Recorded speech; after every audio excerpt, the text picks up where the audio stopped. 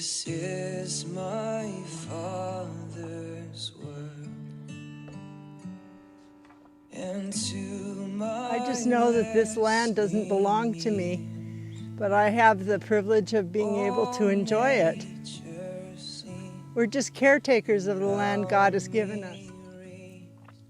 This is my house. This is where I live. This is my yard. In the summertime, it has flowers in it, and it's very pretty. We sit out here and we listen to the birds and we watch the people going by.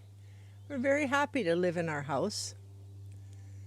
Our house is on land that originally belonged to some of the indigenous people in this area.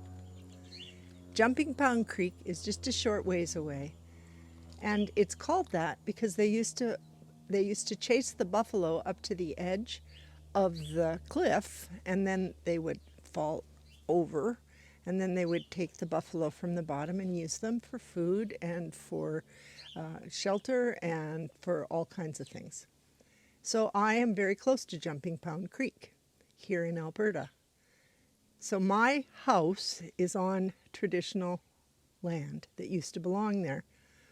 500 years from now, I doubt very much whether there's going to be a Knudtson living in this house.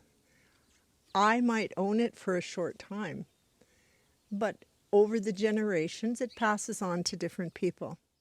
Abraham was given a promise of descendants, of land, and a universal blessing when he left the Chaldeans and came towards Israel. He went along the Euphrates. He was given a promise of land to the river in Egypt and all the desert in between. That's a lot of land. But that's not exactly where he ended up settling. He settled in what we now know as Israel, in that tiny piece. They ended up in Egypt because of the famine, went through the desert for 40 years, ended up on the other side of the Jordan, waiting to come and conquer the land that God had given them. 430 years they'd been away. Joshua went in and followed a battle cry where all of the people who were there, who lived in that land, were slowly, one by one, taken off. And suddenly all the people who lived there for 430 years were wiped off. And God replaced them with his own people. The children of Israel were given the land.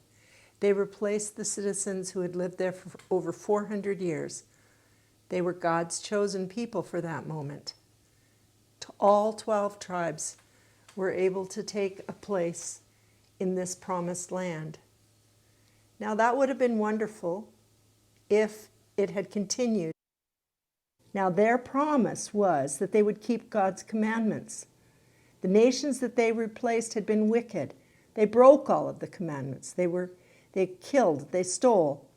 And soon Israel adopted the same habit. Unfortunately, over time, they became just as corrupt and as evil as the people they were replacing. And one by one, they broke all of the commandments, just as the people before them had done. And in the fullness of time, God had to judge the nation of Israel.